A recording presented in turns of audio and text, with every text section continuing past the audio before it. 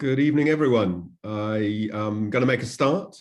I think colleagues still joining us, but I want to kick off as we only have so long.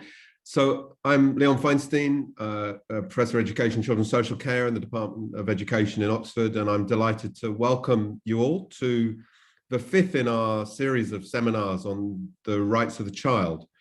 And I'm just going to say a couple of words by way of background before introducing the chair for the session. I wanted to say by way of background that these seminars were organized by Wiam Hamdan, Manoli Wijatunga, and Nika Nazari, who are three students from a course I taught last year on the rights of the child and the implementation of the rights of the child. And I focused, as I do, on issues of policy and research quality and understanding systems of implementation.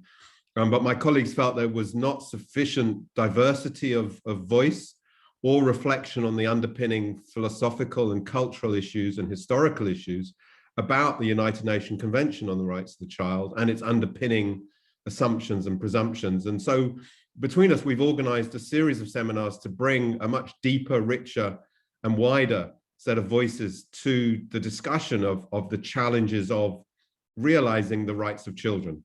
And so the seminar today is part of that series. It's the last, sadly, in our series. And we're focusing today on the classroom and issues about the implementation of the rights of the child in the context of the classroom. And this was a seminar that Nika has particularly taken a lead in. We've got a wonderful set of speakers, and I'm really looking forward to the discussion. I'm just going to start by introducing Dr. Patik, our chair today. And thanks very much, Steve, for chairing. Steve is Associate Professor of Teacher Education within Oxford. He's a senior fellow of the Higher Education Academy and researches at the intersection between the academic discipline of education and the school subject of geography, including leading research on climate change education futures in India, with an aspect on the role of cultural heritage in curriculum making in Kolkata. So really interesting background for then a discussion today. And I'm going to hand over to Steve to introduce our speakers and to chair the session today. Thank you very much, Steve. Thank you very much, Leon. It's a real honour to be introducing these three brilliant speakers for this seminar on the child as learner, creative pedagogies. And our three speakers are calling in from time zones at which it's currently ranging from 9 AM to 10:30 PM. And so many thanks for taking kind of breaks in your day at different points for extending your day. The first speaker is Hugh Starkey, who's Professor of Citizenship and Human Rights Education at IIE, UCL's Faculty of Education and Society. His research interests are education for democratic citizenship and human rights education, developed in an intercultural perspective. He's a co-convener with Audrey Osler of the World Educational Research Association's International Research Network on Human Rights Education. And his latest book, which is co-authored with Lee Jerome, is Children's Rights Education in Diverse Classrooms, Pedagogy, Principles and Practice. He has currently and recently completed doctoral students research citizenship and intercultural education in contexts including East Asia, Middle East, Latin America and Europe. Our second speaker is Dr. Shawneen, who is from the Little Pine First Nation in Treaty 6 territory. She works at the Faculty of Education at the University of Victoria in British Columbia, Canada, and she teaches courses in Indigenous education. Her research includes the indigenization and decolonization of Canadian higher education.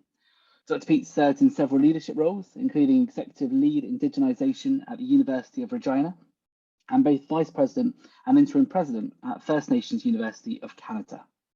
The third speaker is Bernadine Anderson, who's a Sri Lankan educationist with over 3 decades of experience in the USA and Sri Lanka, and who oversees 10 Sri Lankan educational institutions, including sponsored schools catering to students from 18 months to 18 years old. Bernadine established a state-approved teacher training program in Montessori Primary and organised Sri Lanka's first colloquium on Montessori Primary. With international and national recognition and awards for education, capacity building, social outreach, rehabilitation and peace work, including the NPeace Award in 2018, as mother of 3 and grandmother of 2, lives in Colombo and is indeed calling in from Colombo right now.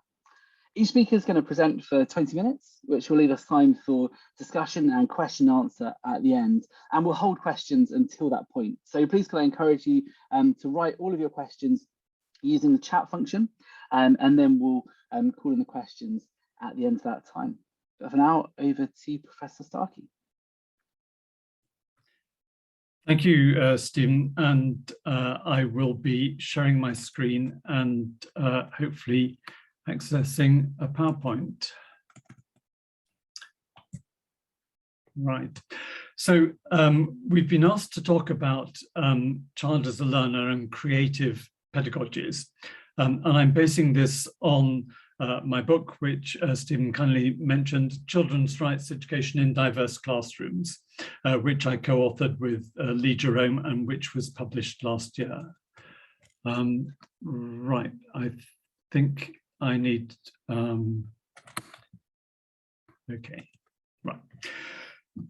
So since this series is around the Convention on the Rights of the Child, I have to start with that. And I will also start with, since this is an academic seminar, with some of the academic background to creative pedagogies. But the Convention on the Rights of the Child gives children rights to protection, provision, and participation, in the words of Thomas Hammerberg. And the innovation of this convention was that children up to the age of 18 were given the right to participate in decisions that affect them. And this then enables us to say that children are citizens, and I'll quickly make that argument. Citizenship is, it's a sociological, political, legal concept. It's about people in relation to the state, in relation to a polity. And it has its historical basis in struggles against tyranny. So the Americans and the French were amongst the first to use the word citizen in relatively modern times in the 18th century. And citizenship recognizes that citizens need each other, that we are all vulnerable. We need things like shelter, school, healthcare, and so on. And we need protection. We need maybe police. We may need even armed forces. We're all vulnerable and susceptible to disease or threats of one sort or another. But the other thing about citizenship is that citizens are people with agency. We feel that we can participate, we can make a difference. We are not objects, we are subjects. And in my book from 2005, Changing Citizenship, which I co-authored with Audrey Osler, we defined citizenship as a feeling, a status, and a practice. So to make the argument that young people are citizens, well, we have to say that citizens, that they're not born, they're made. So in that sense, you don't know you're a citizen until you learn that you're a citizen. It's a concept that you have to learn. Hence, my specialism is citizenship education and human rights education. Citizens, as I've said, are subjects, that is to say they have agency and also rights. And so children, like everyone else in the world, can claim the status of citizen once they recognize that they have some rights, they have some agency, they learn what a citizen is. And if we consider children as citizens, then that changes the traditional relationship between teachers and children, because everyone in the classroom, we are all citizens and entitled to respect and dignity. The convention, of course, provides quite a detailed list of the aims of education. And one of the most important statements is it's the preparation of the child for responsible life in a free society in the spirit of understanding, peace, tolerance, equality of sexes, friendship amongst all people, and no discrimination on the basis of ethnicity, national religious groups, and indeed indigenous origin.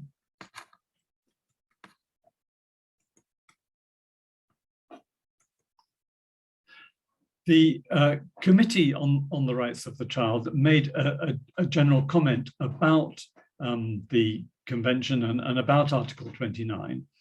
This is from the UN. And they said that Article 29 insists that education should be child-centered, child-friendly, and empowering. And it highlights the need for educational processes to be based on the very principles it enunciates. And that is a theme that I'm making, a case that I'm making in this presentation. You'll see it several times. So what is the what's the academic basis for this? Well, I'm picking on 3 20th century thinkers who have influenced our understanding of what pedagogy should be. The first I'm presenting here is Paulo Freire, and his book, The Pedagogy of the Oppressed, Freudian slip.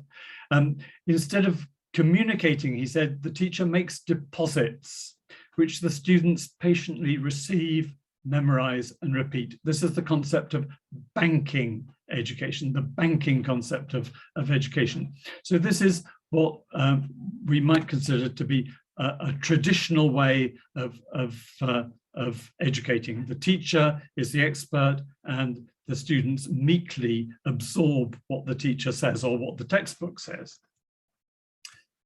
Second key thinker around education and about pedagogy is John Dewey. His key theme is democracy and education, the great book that he wrote in 1916 during the First World War. And democracy for him is not just a system of government, it's more than a form of government, it's primarily a mode of associated living, of conjoint communicated experience.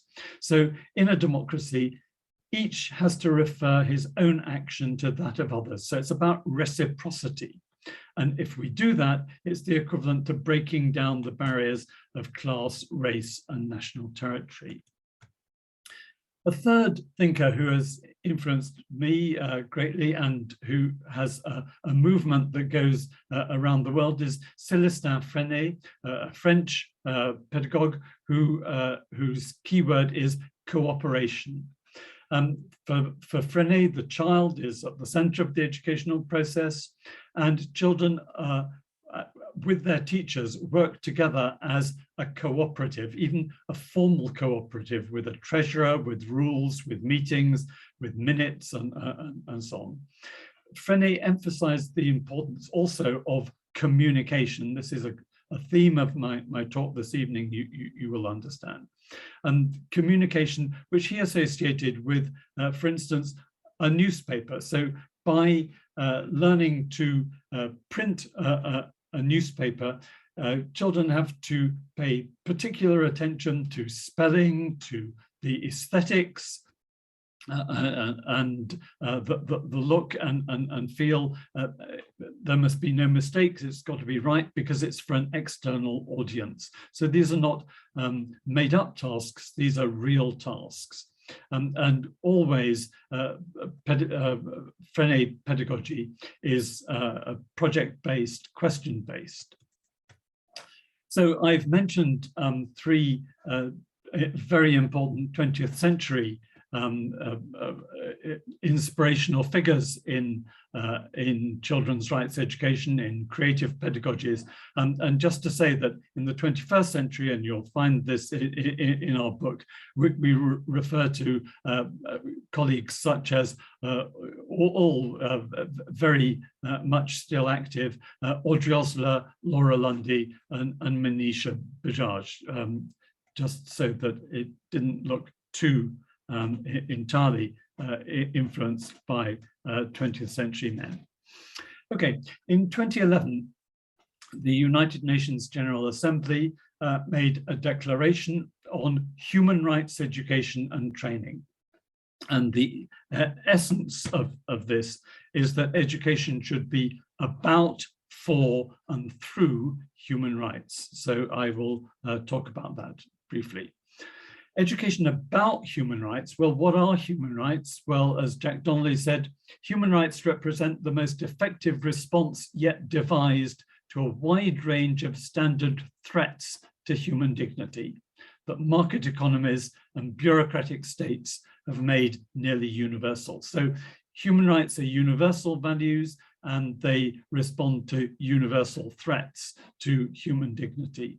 So education about human rights means that educators transmit knowledge about human rights instruments and principles that are associated with human rights, like universality, indivisibility, interdependence of human rights. You may think that that sounds like banking education. It doesn't have to be. There are different ways of transmitting knowledge and enabling people to learn about them, but transmission is one facet of it. Education for human rights is about empowering persons to enjoy and exercise their rights and to respect and uphold the rights of others. It gives space for articulating and exploring narratives and counter-narratives of individuals and groups, and it can be based on intersectionality, recognizing that we are all have multiple identities. As Audre Lorde said, there's no such thing as a single issue struggle. We don't lead single issue lives. So that's the education about and for human rights. Education through human rights is learning and teaching in a way that respects the rights of both educators and learners. And it focuses on pedagogical principles, and participation is the key. Education through human rights. So in summary, children's rights education says that children are citizens, and they have the right, as Bernstein said, to participate in procedures whereby order is constructed, maintained, and changed. Things like the rules, the discipline, the timetables, the exams and tests, the homework, the rewards and punishments, and the curriculum. So participation includes the right to challenge and attempt to change any of these procedures. And in this respect, teachers are duty bearers. They have to ensure that that children get the possibility to participate and challenge.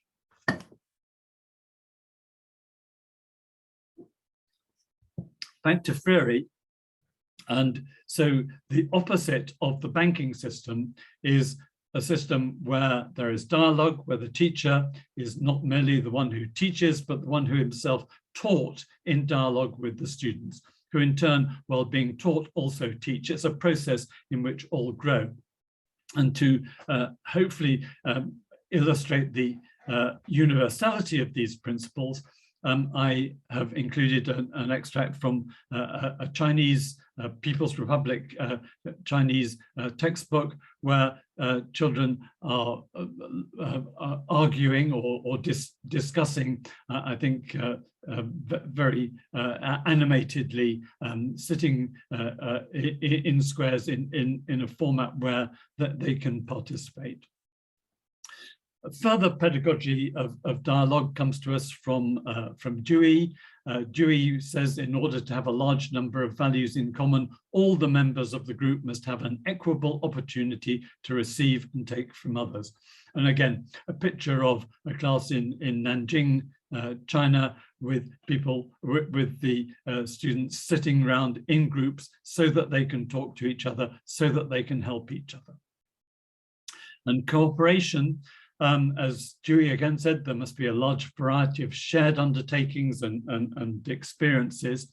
And again, illustrated from a Chinese textbook on moral education, which shows children participating in cleaning the classroom, keeping the classroom in a good state, helping each other by skipping and so on. These are cooperative activities.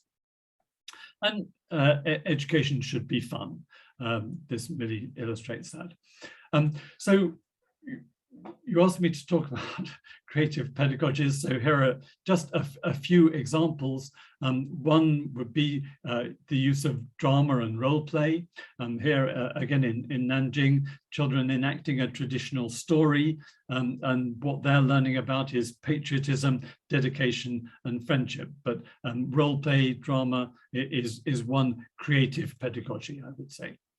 I'm a governor at St Deb's Primary School in Oxford, and the governors and the whole school community came together to create a vision of our school. Working with education consultant Deborah Kidd, the school developed an inquiry-based curriculum based on people, places, problems, and possibilities.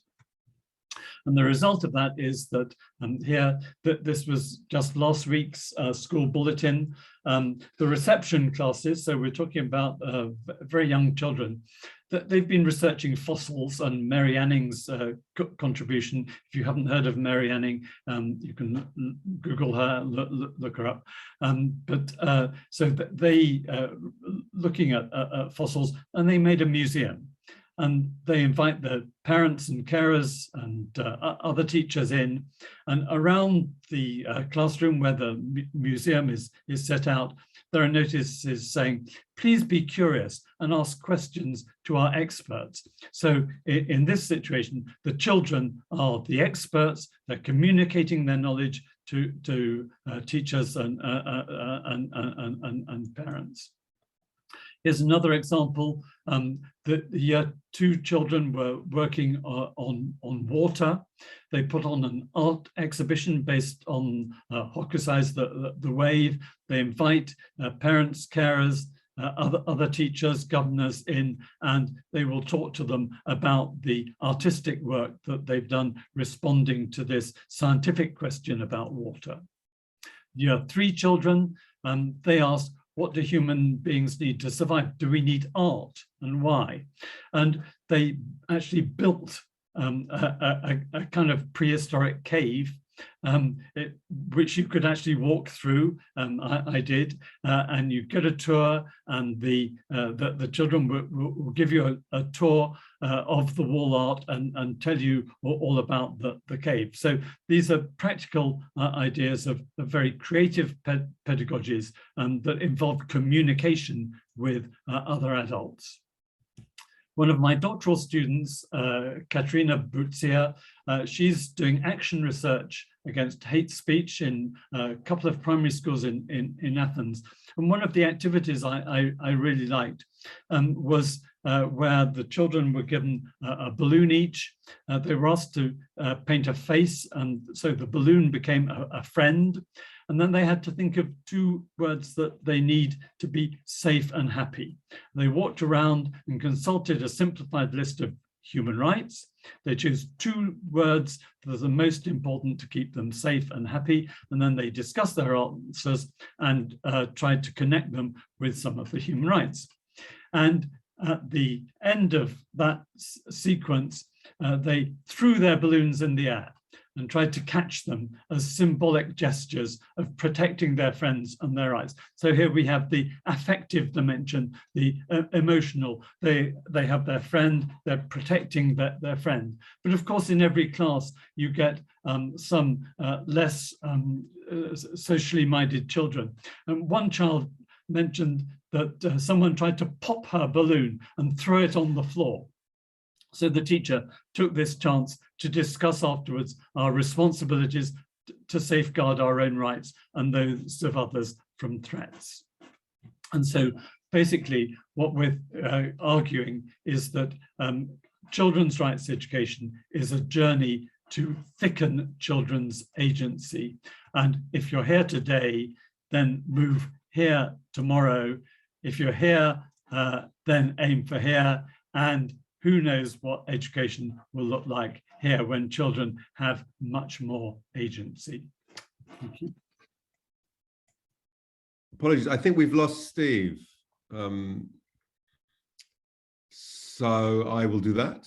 Thank you very much, Hugh. I'm stepping in as chair, so forgive me. Is it Bernadine next? Am I correct in that? I think it was Dr. Pete. Shawneen, apologies. Over to you, Shawneen, please. I think Steve must have lost his connection, and we'll come to you next. Thank you. Not a problem. Good morning. It's 9 a.m. here in British Columbia. Dr. Shawneen Pete, Nitsigosen, and Nian Nachyawan. I'm from Little Pine First Nation in Treaty 6 territory, which is in the center of Canada. And our territory is really large, but I'm an uninvited guest in the territory of the Songhees and Esquimalt people here in Victoria in British Columbia. I've been an educator for 30 years, and I always wanted to teach kindergarten and I never got that chance. So I feel a little ripped off, but thinking about the Canadian context in relation to the rights of the child and to the child as learner has really got me thinking about my friend Hunter, who is now 11. So I'm also a storyteller, so I hope you don't mind. I don't do PowerPoint, I just tell stories, and I hope you can use your imagination along the way. Canada is a fascinating, of course, place because of its history of colonialism and the way that that's resulted in the impacts on the experience of being a First Nations person. So in Canada, our Constitution Act recognizes the distinct rights of Indigenous people and Indigenous people here, including Inuit people, Métis people, and First Nations people. And I want to focus my conversation with you today on First Nations people in particular. Through the Canadian government, we are recognized under the Indian Act, and it allows us to be seen as really distinct groups within the Canadian citizenry. And so within that positioning, our status as Indian people in Canada is really one that has been meant to make us wards of the state, and that was articulated through the Indian Act. And so already, you can imagine that we're in a place of displacement, not only from the rest of Canadians, but we've been displaced from our lands, and we've been placed into reserve systems, and then our identities have been structurally defined through the Indian Act. So we're really kind of oppressed on a number of different levels. One of the challenges for First Nations people in Canada is that some of the provisions of the rights of the child that are granted to other children are not necessarily granted fully to First Nations children. So in Canada, we have had structural inequalities that are targeted specifically to First Nations peoples, and then targeted specifically to First Nations children. So for example, First Nations people have been telling government for generations that the government has structurally underfunded schooling, for example, by about 30%. So if you can imagine a First Nations community here and a town school there, this school is going to get a budget of 30% more than the First Nations school. So that structural inequality has been built into the system. We're trying to also, since 2015, deal with a long legacy of inequality in education that arose through the residential school system as well. I'm the first generation in my family not to have to go to residential school. So my parents, my aunties and uncles, my grandparents, even my great-grandparents, all went to residential school. I'm the first generation to have the privilege of not having to go. And as a result, the responsibility to reclaim our identities, our languages, and our cultures, and to promote them in public education is really kind of my generation's responsibility. So we've been really at the front line as educators, trying to promote an Indigenous resurgence on the one hand, promoting Indigenous culture and language here with Indigenous people, and at the same time, helping to address the structural inequality impacts on how Canadian citizens view Indigenous peoples and how they view our shared history and how they view our responsibilities towards reconciliation. So in 2015, the Truth and Reconciliation Commission of Canada completed its work on gathering data around the experiences of residential school survivors. And what we've seen since 2015 is the publication of calls to action. And these calls to action are really asking Canadians to request that the structural inequalities be addressed, be corrected, and be resolved. We're not there yet in 2022. And certainly when I teach in the Faculty of Education, my students are telling me that while they are aware that the Truth and Reconciliation Commission had work to do and that they published a final document, most of my students haven't read it. They haven't read the summary, they haven't read the 93 points that are represented in there. They are unaware of the details. And so as educators, they flounder a little bit with their responsibilities. And so in my courses with them, I try to help them understand that Indigenous children's rights have been denied in this country, and that we are unpacking those truths right now, and that their job as teachers is to really illuminate some of those inequalities, but to also speak to the way that that system is ongoing. Settler colonialism in Canada is an ongoing structure that is rooted in racism, that is rooted in social inequality, and is rooted in privilege. And so I want them to pick up on those themes in their teaching work to engage their learners in a particular kind of settler decolonization in schooling. Before I get there though, I want to return to my earlier comments about my friend Hunter. Hunter's now 11 and I worked with his mom. And when Hunter was 6 and turning 7, his mom had sabbatical, which is wonderful. And they returned to his paternal reserve, and it's called a takakup. And in a takakup, Hunter began homeschooling with his mom. And part of the homeschooling project for them was to really help Hunter identify the unique histories of Atakakup First Nation, the reserve making systems, the Indian Act, why that particular place in Canada, why that place in Treaty 6 territory, why is the reserve located there? So Hunter began to learn those things directly from people in the community, including his paternal grandparents. As he learned about the legality of his location and his status as a treaty Indian or status Indian under the Indian Act, he's had new questions about identity and place. Hunter's curriculum was documented through a series of e-portfolios that were shared with ministry representatives. And even though his mother is a professor in education, they did have to submit all of their documentation to track their homeschooling experience. So Hunter did a series of videos for ministry officials, including the history of his reserve, the history of the Indian Act, and the history of status and what that means for Indian people today. His curriculum then also included land and place-based learning experiences. And so he was able to revisit the tree where his mother and father had buried his placenta, which is a ceremony following birth. And so he went back and he gave gifts to that tree for protecting his roots, right? And so he knows where it's buried. He's been to that place. He knows the story involved with it. He understands the cultural teachings of that tree and of that particular location. And so he shared that story with the ministry. Hunter's curriculum also included land-based learning experiences that went beyond that really personal birth story and extended into the plant life and the possibilities of land-based learning. So he went and did plant identification with his grandmother. He learned about the ceremonial plants that were available on the land, how to collect them in a ceremonial appropriate way, and how to give back. So he learned ceremony of gathering plant life. This was then documented in a picture book that he created, and he gathered up those medicines and he gave them to his grandmother and they stored them. And he documented what that means for him as a young boy and how that gives back to community.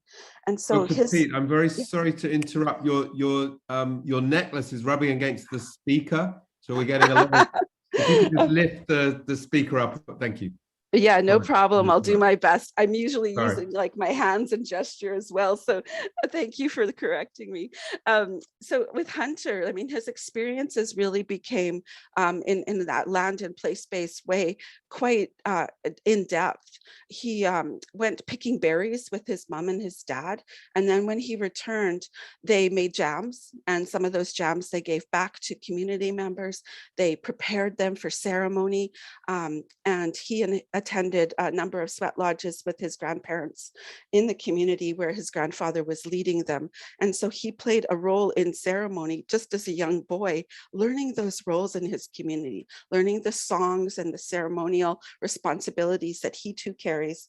And so he really felt this really strong sense of identity from that work that he did in his home community.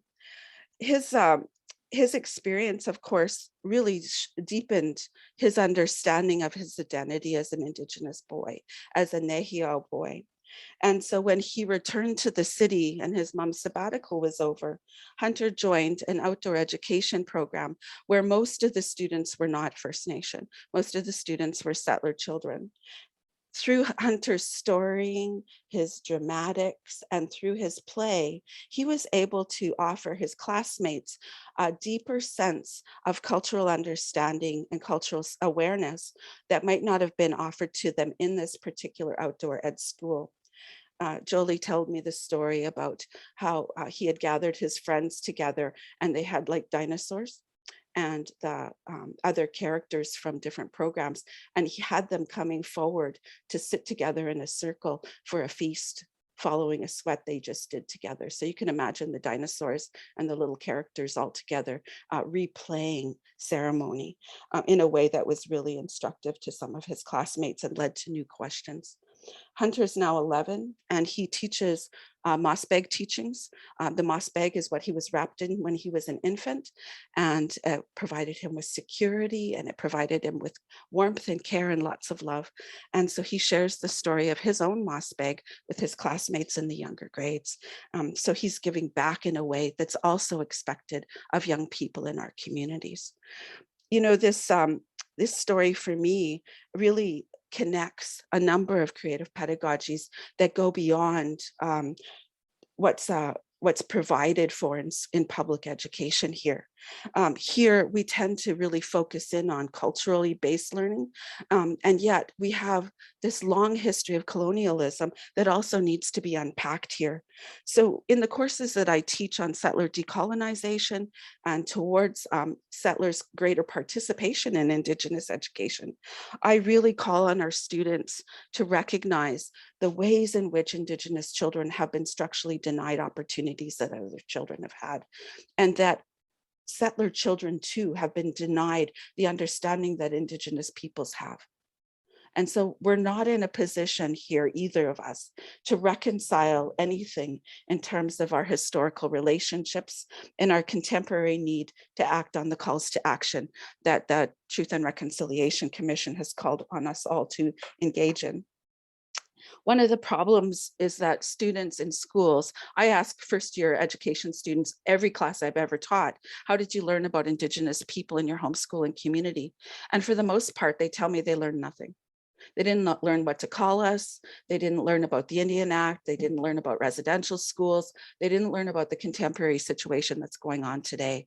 So they're really at a disadvantage when they're being called to teach in more racially diverse schools because they just don't know what that experience is like. So my curriculum practice with them calls on them to think about place and land-based learning, to think about partnerships with Indigenous people so that the Indigenous people can provide the cultural content that they themselves don't understand. But more importantly, what I want from settler teachers is for them to teach about the history of colonialism and about ongoing settler colonialism, because it undermines our ability to actually reconnect and reconcile relationships if we don't have that knowledge. So when we think about the provisions of education, one of the things that I want to draw your attention to is that Canada has been found to deny equitable funding for education and for child welfare in Canada when it comes to Indigenous children, when it comes to First Nations children in particular. And I want to thank the great educator and activist, Cindy Blackstock, who has advocated for funding equality through the First Nations Caring Society, the funding equality for the child welfare programs that are run by First Nations people, and funding equality for education. She's been a long-term advocate for it, and her fight through the Human Rights Tribunal has meant that the federal government has had to take responsibility for this ongoing structural inequality. I want students to know that in schools. I want them to understand that Canada has made mistakes, that Canada has chosen a pathway to maintain that colonial relationship with Indigenous people, that it's highly political. And I want settler teachers to get comfortable with that, so that the children that they teach become comfortable with that language, not as a way to shame them for these legacies of colonialism that exist, but to get them ready to rumble with the activism necessary to act on the TRC calls to action. So the work ahead for settler teachers is really about the decolonization of schooling here, not to think of that being directed just to Indigenous children, but more importantly, because Indigenous children are a minority and in terms of overall numbers in Canada, I want them to teach a different curriculum for settler students. And by settlers, I mean certainly members of the dominant white group here, but also new Canadians, refugees who've come here, anyone who's really chosen to continue life in Canada, I think are implicated in this curriculum work that we need to do. So the teachers that I work with, I ask them and I require them to begin to reconsider land and place in their own curriculum practices. I have students here investigate a particular place in our community. What is your name a street, a park, a waterway, a beach, a place, a building, a monument, a something, and do a two-part storying of it. One, find the Indigenous story of that place, and two, find the settler story of that place. And so that's why teachers are gaining some knowledge to be able to engage their students in a decolonizing curriculum in schools. The second part that I have them do is begin to think about land as teacher.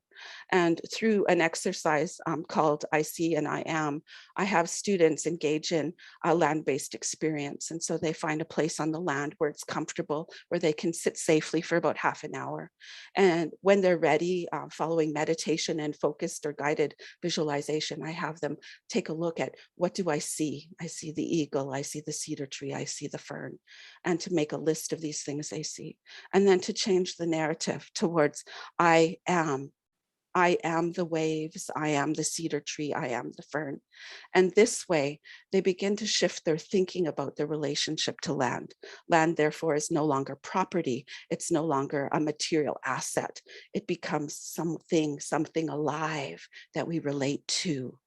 And so students begin to reclaim their relationship with land in a way that also ignites decolonial thinking. So those are two strategies that I'm engaging students with. And what my students then are doing in their own teaching practice is changing how they teach and what they teach. So my friend Vicky is a kindergarten teacher. And in her classroom, the children take turns doing a land acknowledgement. And in Canada, a land acknowledgement recognizes the lands of the traditional Indigenous peoples of this land, just like I did earlier on when I acknowledged the Songhees and the Esquimalt people. In Vicky's classroom, her kindergarten students acknowledge the land acknowledgement. I think they started doing that after it was modeled for them twice. They asked if they could do it. So you can imagine the 5-year-olds in this classroom with a very high level of reverence, you know, holding hands with one another and acknowledging the traditional peoples of that land and relating with them in a brand new way is really exciting for all of us as we work towards reconciliation and addressing the inequalities that are experienced too often by Indigenous children. So I'm going to leave it at that. I want you to just know that it's an active process that we've been going through, and that we've been changing that interaction norm with place, with land, with children, both settler and Indigenous, and that we are working towards a resurgence of our cultures and languages, and we're looking towards healing the relationships that we have with settler people, and it's an ongoing movement. Thank you all. Amazing. Thank you so much, Dr. P. And if you haven't noticed in the chat, and there's a number of comments talking about how exciting it sounds, and yeah, just brilliant. And apologies that I missed the very start of it, and apologies to Professor Starkey that I missed the very end of his as well with my fun Wi-Fi issues, but the hotspotting's working for now with my phone. And thank you very much. There's kind of other questions to come back to at the end. And please do use the chat to use the Q&A, and then we'll come back to questions at the end. But Bernadine, can I hand over to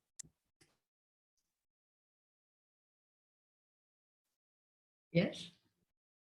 All right. Thank you. Thank you so much. It's been such an engaging conversation to listen to, and to make the connections between what we do makes it so real. Thank you so much, Dr. Pathak, again. Thank you to Professor Feinstein, Rehan, Nika, and Minoli from Sri Lanka for creating this really diverse platform that is so compelling to us as educators, because I mean, it's one of the most widely ratified international human rights treaties. So thumbs up to the UNCRC. It's just that we have to make sure that it's also happening on the ground. And I think you know, the implementation, as your communication said, the realization, the delivery, and the actualization of these 54 beautiful articles don't really happen at ground level. And it could be just an unawareness of it. So putting it together like this, I think is profound, and we have to make the maximum out of it, especially at a time like this when we are sitting with the drums of war, you know, sounding loud and clear.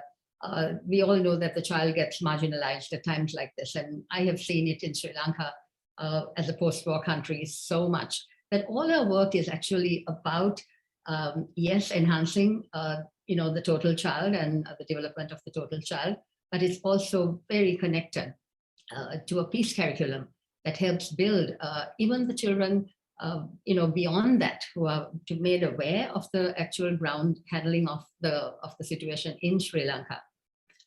Article 29 in particular is close to my heart because it really drives everything we do. And the fact that the total personality of the child, as our logo says, it's an education for life, is really what the creativity that comes into our education system does.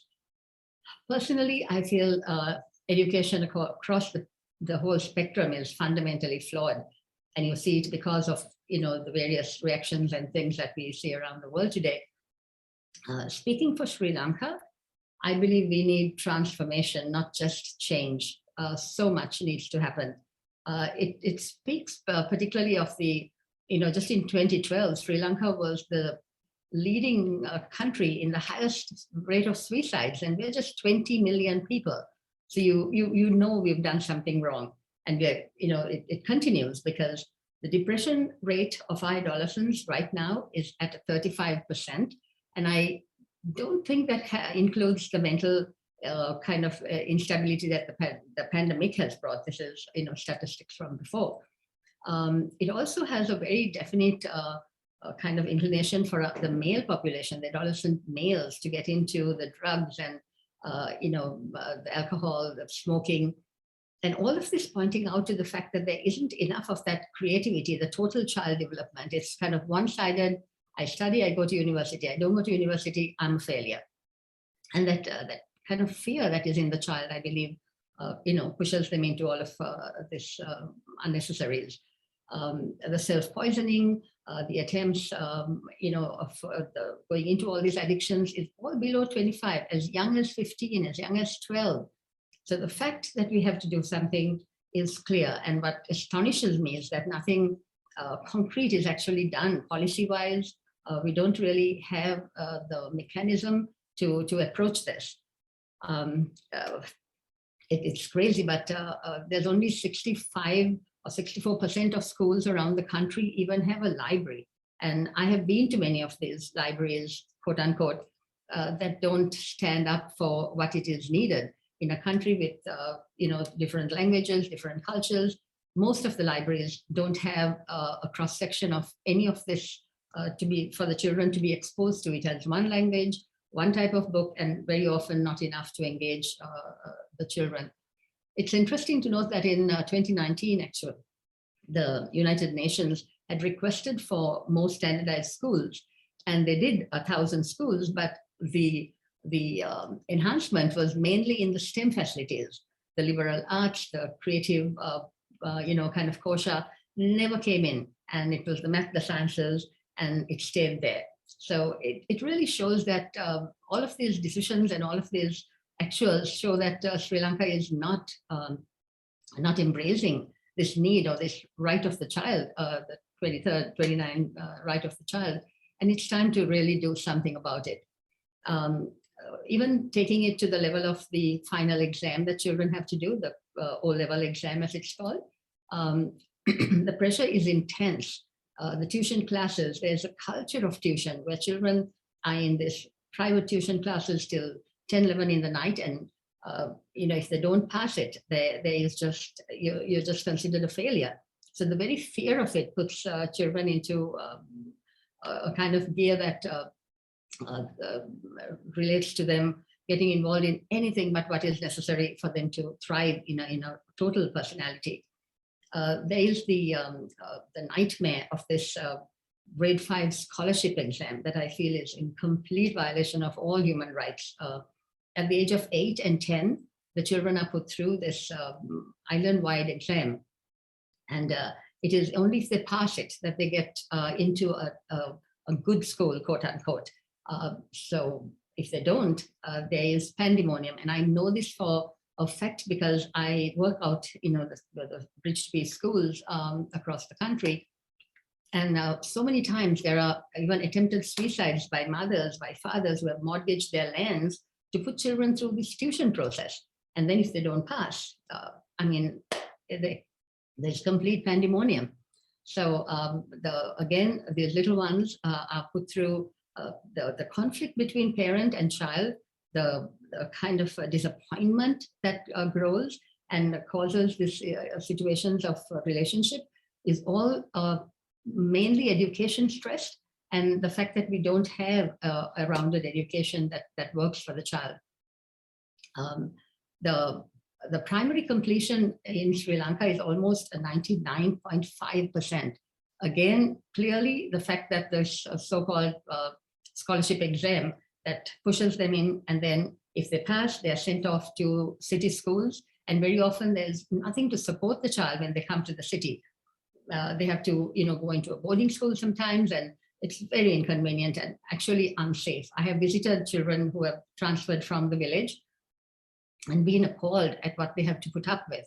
Generally, kind of dormitory kind of schools, very unsafe. It kind of confirms it because the completion rate for the secondary schools is only 40%. So it clearly shows that the parental pressure, and we all know that, a child who's been put through that before the age of 10 and 12 there is a scar for life there. And we see the scars unfold as they go along. We have about 17 national universities, and we have about 300,000 children that sit the national exam, the final exam. Only 40%, or at least only 40,000 can get into placement at university. That's a huge disparity. So if you don't get that very high mark, and there's also standardization and things that don't work for every child. So 40,000 compared to 350,000 who sit the exam leaves a lot of children out there. The vocational training, that is the next option, is not too well organized.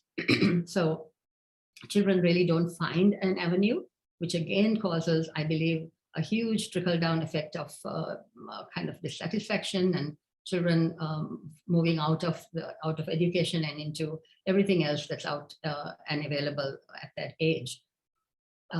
It's also very, very disturbing that we still have segregated schools of language, of religion.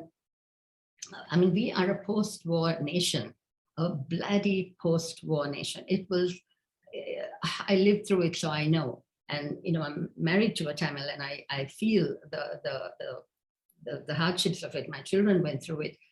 But it's still there. The segregation of, you know, I think 64% of our schools teach just Sinhala. 30%, I believe, they, you know, are just Tamil speaking. And the balance kind of moves between the link language of English. So interestingly, this was the background that I decided to bring my children. My husband and I decided to bring our children back from the States because we truly believe that a good foundation in Sri Lanka is amazing. I mean, I've had the greatest childhood living here. Education was another story, but early education was, and education through the secondary was filled with all of these hardships. But on the other hand, it was a wonderful childhood. When we came back, though, we came back in 1987, I believe, and there was so much turmoil. There was political turmoil because the JVP, which is a Sinhala-led insurrection group, actually kind of fueled from the universities, were at its peak. It was a kind of a coming of them, and there was the LTT on the, you know, with the separate state, and we were caught between the two. But in spite of all that, you know, Sri Lanka is a resilient country, and we managed our life. It was, you know, the bombs were going off and all of that. But believe me, it was the fact that we couldn't find an education system that worked for us that finally drove us, I mean, compelled us to go back to the States to finish their education. We went back, and my children went to the Montessori Farm School in Cleveland, Ohio, and completed their education. So 4 schools, 7 years, and you know, we kind of moved back, which was one of the most compelling things that made me decide I had to come back and get into the creative and change something that was going on here. And that's what the LPF Academy stands for. During that time, I founded the early education program that we now run in Ratmalana. And many of our children, actually I can see some of our alumni online, they started with us there at 2.5, and today are in universities in Bristol. I see Darren who's in a university in Bristol, and others who have joined in. So the academy today stands, you know, very much on a child-centered pedagogy. That's just what we do. We also started the Bridge to B schools in 2005, which allows us the 5 schools that we operate out of Colombo. And I also have co-founded a school in Farmington, Connecticut, that also stands on these principles. And it's amazing because it's actually quite simple to run schools that are child-centered and kind of where the child finds his way, or, you know, points us in the direction of knowing what works best for the child. To us, I mean, personally, school has to be a joyful place. In fact, even with the pandemic situations, our theme for this year has been outrageously happy. And we are determined to be outrageously happy. And you see children take it in, they absorb it, and they actually make it happen. The academy is actually a especially joyful place for me because it is my family home. When I had this idea, my husband was the first one to say, forget it, it's never going to work. A school in, you know, conventional Sri Lanka without, you know, the bells and the timetables and all of that. He said, it's never going to work. But my children were great too. They, you know, they supported me, and we got the school going. And today it's truly standing, and it's a beacon of hope, which our children are for the future. It took a lot of courage. It took a lot of being bold to break convention and go in there.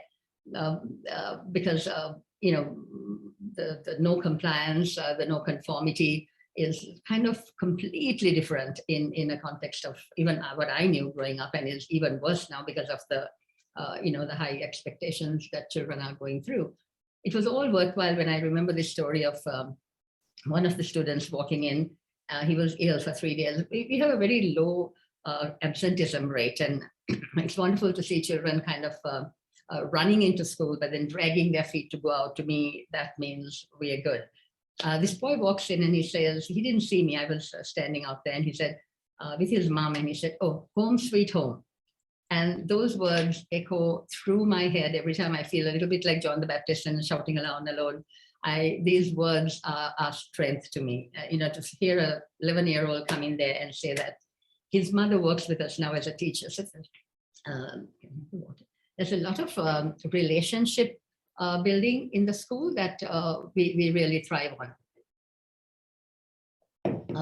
Professor, you were talking about, you know, we use the boundless child concept. So we actually start our day with the Native American chant of singing the boundless universe. I'm sure you know the song, you know, where the child kind of identifies with the bounded sky and then the boundless universe. So we do have something in common here. We have the child, and the child believes that they don't need rules and, you know, kind of restrictions or boundaries to thrive. And it's phenomenal to see it happen. We use rallies instead of assemblies because, you know, rallies kind of allow them that sense that they can express themselves, and they do. I mean, recently, I wish I had, you know, we do have pictures of it on our website of children who actually held child rights placards. And the one that was most popular was the right to play. And they didn't just stop there. They wrote to the mayor. They went, you know, I actually visited the mayor. I think even the alumni with us have made visits to the mayor, brought in their case. So we actually make it effective. And children at the academy, I think they don't stop at anything. When they have to get something done, they find their way and they believe they have those rights. So we really, really try hard to bring that in.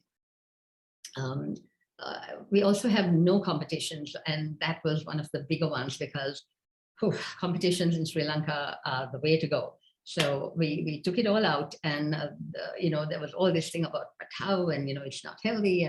But when collaboration came in and parents saw how much it helped children, you know, to grow and to really believe in themselves. Today, I have no questions about competitions, which is fabulous. We're also it also is the only way that we can be this inclusive school that we have. You know, children differently abled can come in because we have no big sports meets and we have no prize givings. We have a friendship games, and the top award at that is actually the sportsmanship award, which has nothing to do with your record at the 100 meters.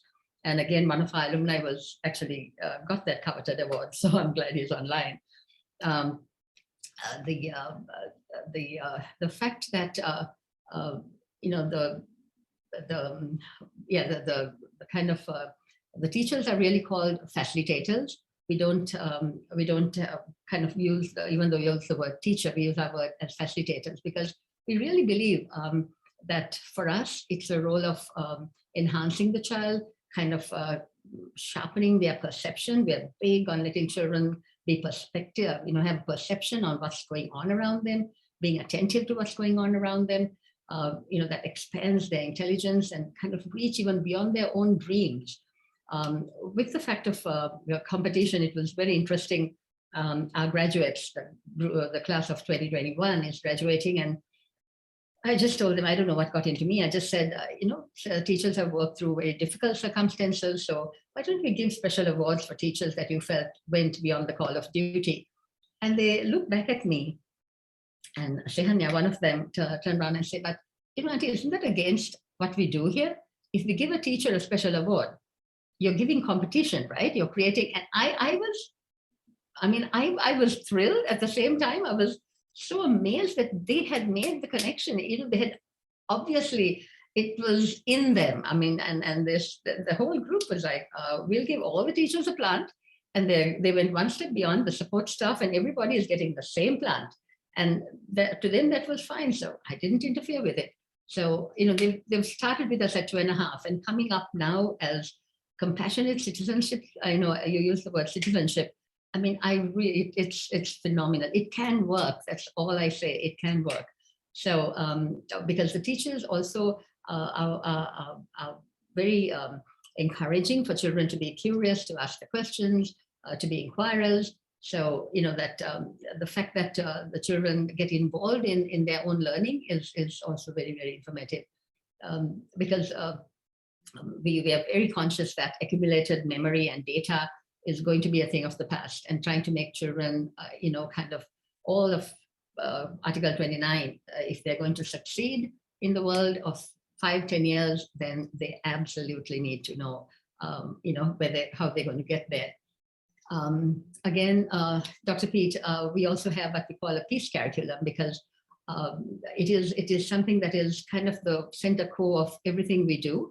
Because at the academy, again, we are very conscious that we are a post-war nation, and there's a lot of healing that needs to happen.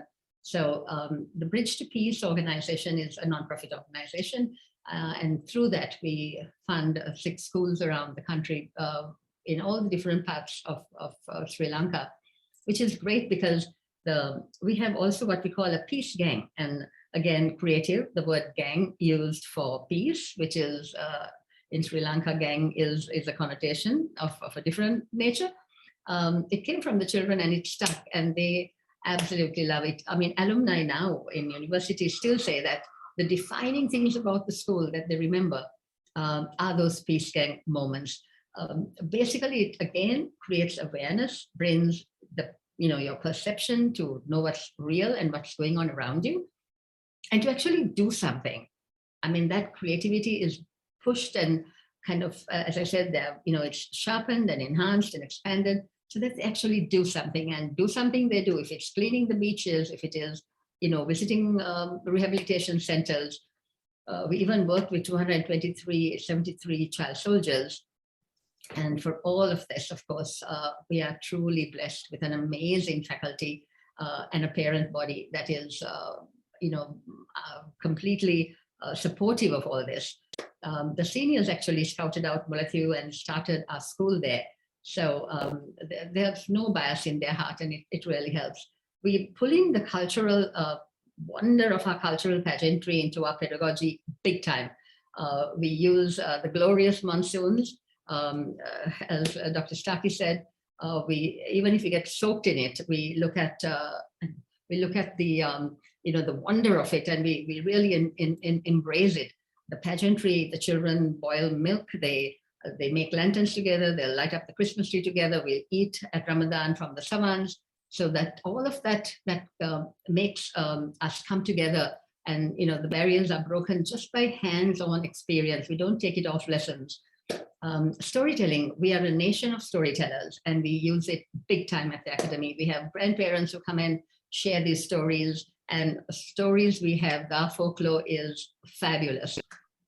We have Mrs. parents Anderson, sorry, can I just, I'm really sorry to jump in on your stories, because I'd love to sit here and listen for much longer, but I'm just conscious of the time, and unfortunately we are kind of over time, and so it'd be great. We've got a number of questions, and there's some questions kind of to ask of you as well to kick us off. So I'm really sorry that we'll kind of stop there, and we'll go straight into a couple of questions actually from colleagues who have been involved with organising sessions. And so Maloney, can I invite you to come on and to ask your question? Yeah, so I'm not going to turn my camera on though. So I was actually wondering, Mrs. Anderson, so when we were talking about like the sort of like creative pedagogies and all that, if you could speak a bit more to how you structured the academy, where there's like no timetables, no bells and stuff. So like if you can talk specifically to the pedagogies that you use in the academy, like a quick something to that. Yeah, thanks. So basically the pedagogy is we follow the Cambridge exams at the end, but we take the students towards the Cambridge exams. But from our early years, we have more of a Montessori and a Reggio kind of principle, but we have formulated our own ethos in the areas that I spoke about. So the children pretty much function with a code of respect between each other. So there's no really rules as such, but they're driven by self-respect and respect to each other. We don't have timetables. We have kind of agendas that children then create their own time. They keep their schedules in mind. And once they are finished with their work, if they finish their lessons, they're completely free to go outside and use that time to either work with our pets or work with other children or do what we call consultation hours. So they really learn to plan their day to their optimum and use free time or time that they get out of their classes to enhance their learning in the areas that they need. So the fact that that we have uninterrupted work times really helps. We're not broken by the bells or kept to a stipulated timetable as it were, and that also really helps. Fantastic, thank you very much. I'm just checking, Nika, you had a similar question. Does that answer your question, or is there an additional question that you'd like to ask? Oh no, that's fine, thank you. And maybe later, if Mrs. Anderson could also talk how the system maybe respond the cultural needs of the students. Does it like address the cultural features of Sri Lanka in their system maybe? But feel free. I mean, you can just manage everything. That's fine. I mean. Cultural thing is definitely, as I said, Nika, we have such a diverse cultural pageantry here that we use every aspect of it. If it is the clothes, we dress up for particular cultural activities. We'll eat their food. We'll boil the milk together, and through it all, children are able to celebrate their individual cultures and also share with others, so that very often children realize that we have such a compatibility between our cultures. And as Dr. Starkey was saying, we're really big in kind of the dialogue environment, the active classrooms. So kind of agility and energy and, vitality is all brought in, and they can bring in their cultures. In fact, we have one day of the week where they don't even have to wear a uniform. They come in, dressed if they want culturally, if they want, in some way of expression. We are completely open to them coming dressed in they call it a casual Friday. But using our culture in the stories, using our culture in bringing in all the festivities, the languages, the food, the music, the dance, it's all part of it. And it's wonderful that parents and teachers don't grudge us that time, because to make culture happen, you need that extra time. And that's something that, restricts it very often in most curriculums. But we don't. We work till 3 o'clock in the evening. Children are there till 3 o'clock in the afternoon. So we actually have the time now. For instance, storytelling is a 2-hour segment every week. Every week we give 2 hours just to storytelling. So it's you have to have a culture and a parent body and teachers that actually embrace it. And we are truly blessed to have that, which is why I won't be opening any more academies at the moment, because to find the teachers and to find the parent body that connects is not easy. It takes a lot of work. Sure, thank you very much. It sounds like you've got more than enough schools to be going with at this point. Dr. P, I'll put a question to you that kind of picks up on one really specific aspect of this kind of big challenge that you raised about ensuring that teachers are actually equipping students with understandings of the kinds of histories that have happened. I mean, the questions from Kieran Robin Lee and asks, given the recent findings of the mass graves in residential schools, how is the Canadian government working with Indigenous people to reform education for all Canadians so that everyone going through education is aware of these atrocities? Yeah, thank you for the question. I'm thinking a lot about that history, because those are our family members, right? And as First Nations people, we always knew that those people were there. We always brought that information forward and we tried to share it.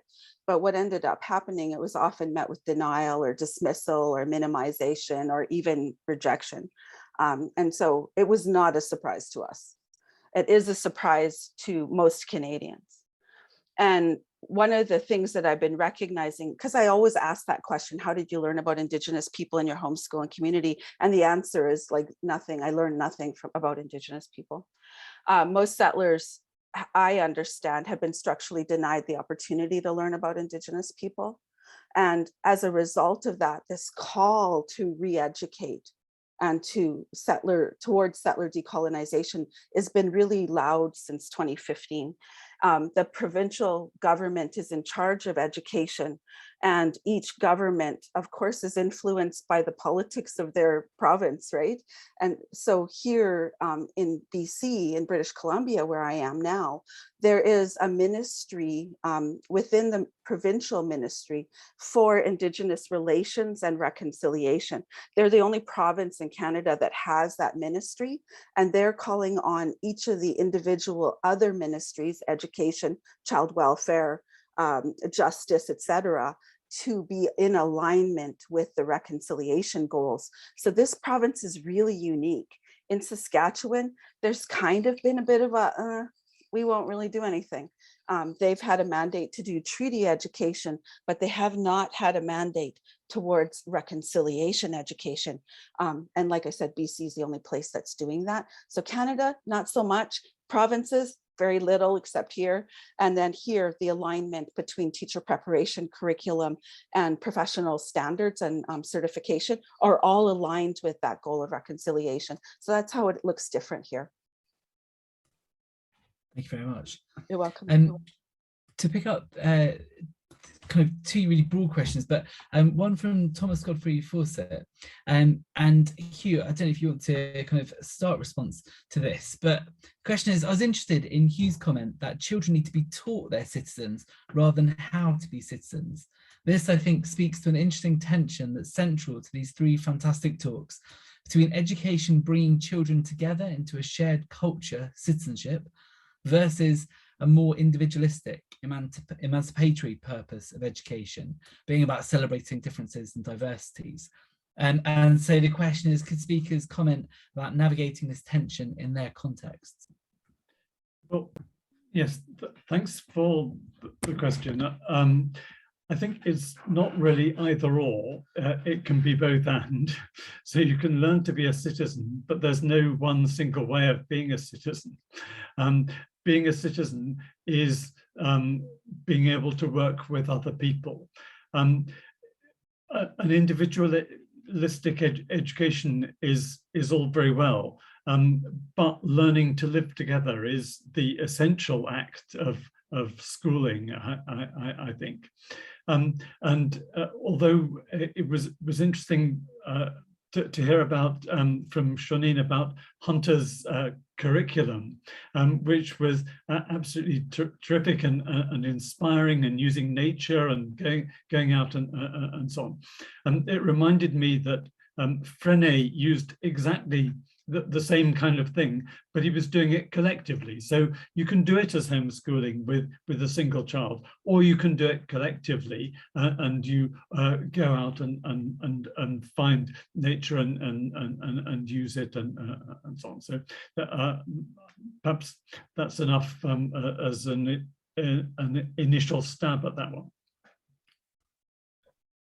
Shawneen, Bernadine, would either of you like to speak to this question? I think for here in the Canadian context, it's really important to understand that First Nations people, you know, like myself, I don't see myself as Canadian, right?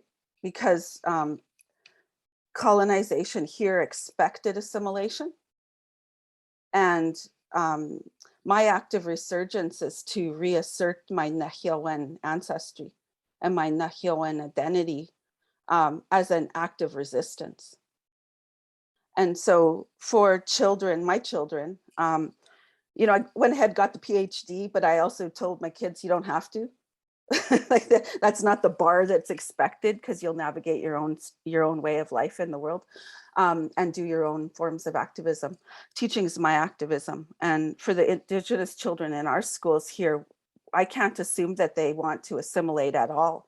In fact, most of their intentions are towards retaining their identities and strengthening and advancing their language, culture, and positionality in the Canadian context as as a Métis person, or as an Inuit person, or as a Nehiyawin person, to keep that intact, because that's our active resistance to ongoing settler colonialism.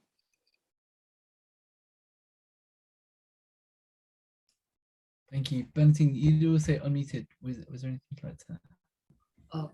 For on the act of citizenship, definitely it's a big one again, in the context of what we live.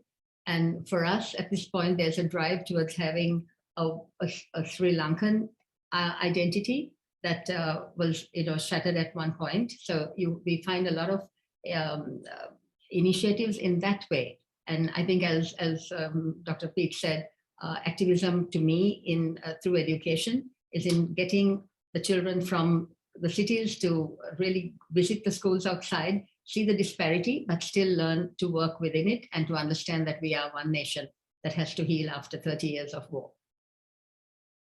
And citizenship in the classroom is very active, and I think it goes over because of that. We have a community-based learning. We are a small school by intent, and each class is actually a community. The grades are called, we work hard on the community concept. So it's the Mother Teresa community, the Nelson Mandela community. The children choose their mentors, and all the way up, we have a community-based learning, just 12 communities, and that's the La Petite Fleur community. So through that, we bring out the citizenship that goes over into the nation. Could I just add that, reminding us that the basis of this seminar series is children's rights. It's the rights of the child. And that when we're talking about rights, we're talking about struggle.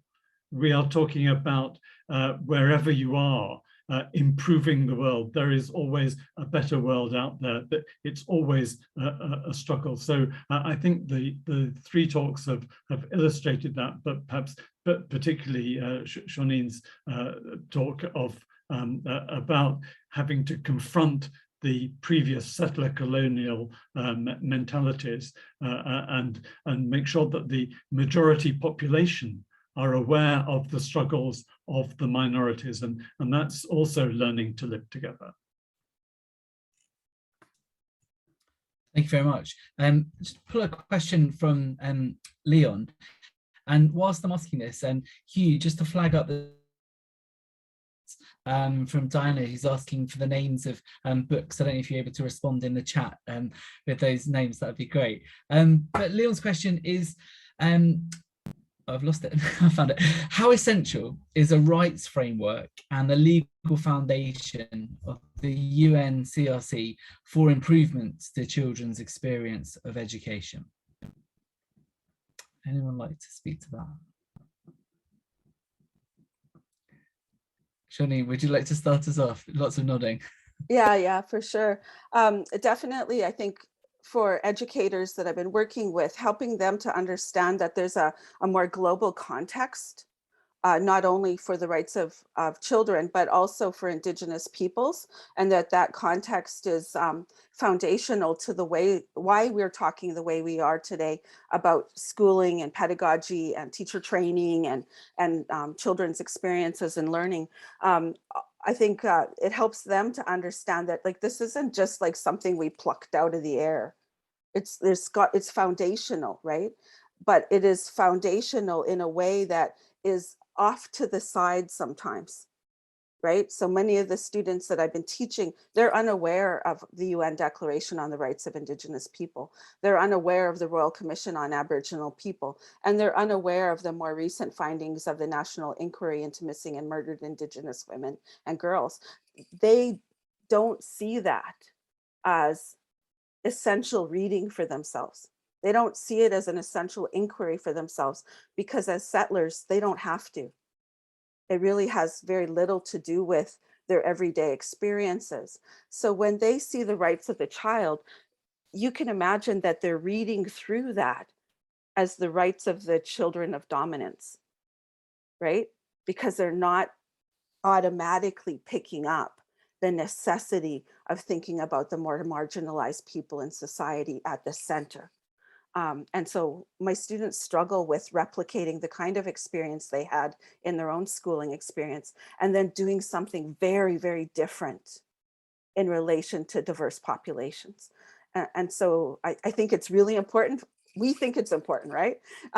But it's something we have to teach people to also hold dear and central to their thinking about this work. For Sri Lanka, sorry, go ahead, Dr. Starkey. I was just going to say that the great thing about children's rights is that these are universal standards.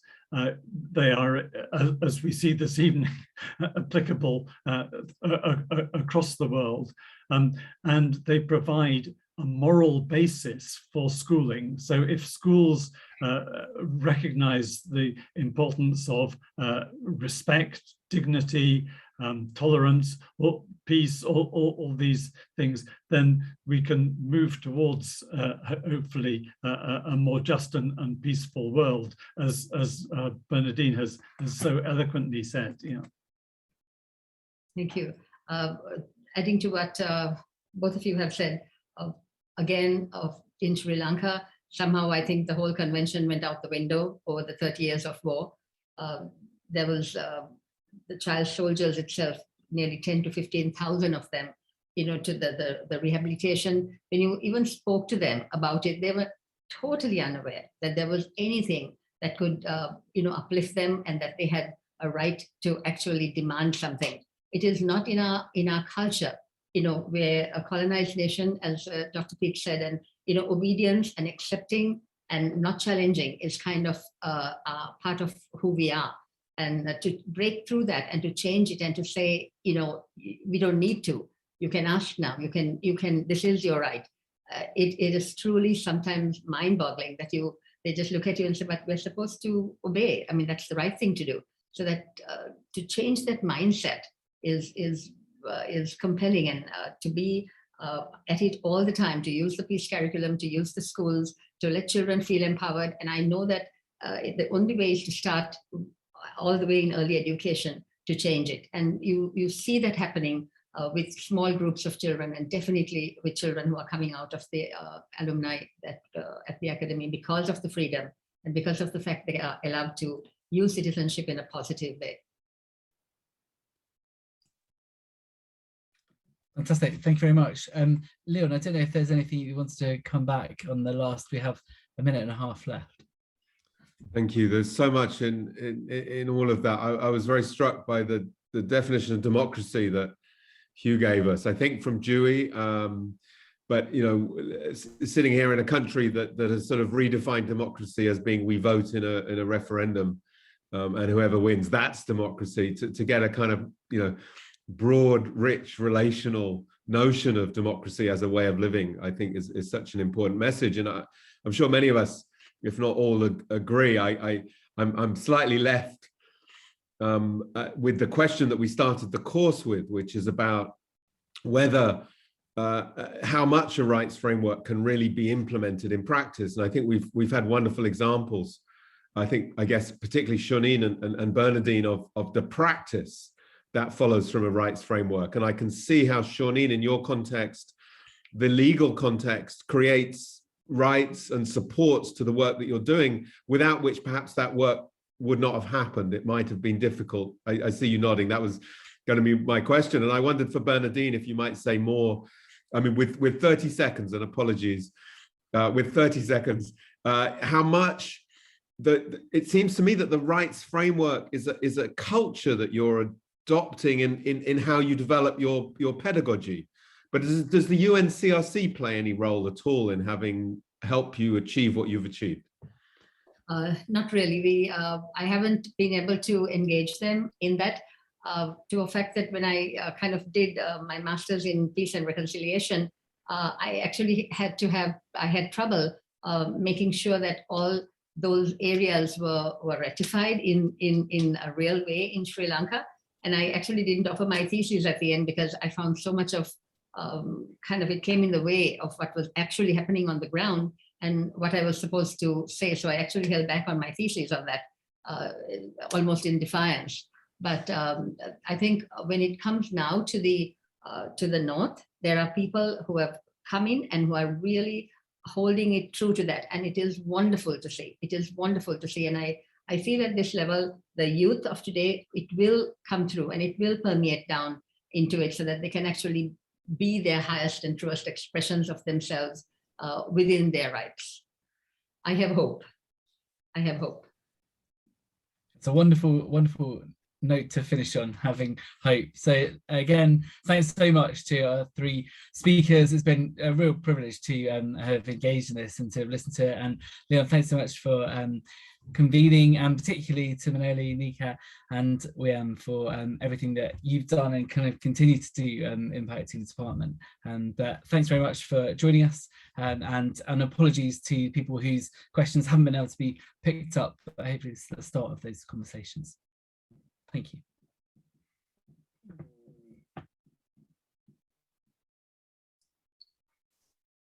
Thank you all. I got to say, there's some tremendous comments in the chat coming in.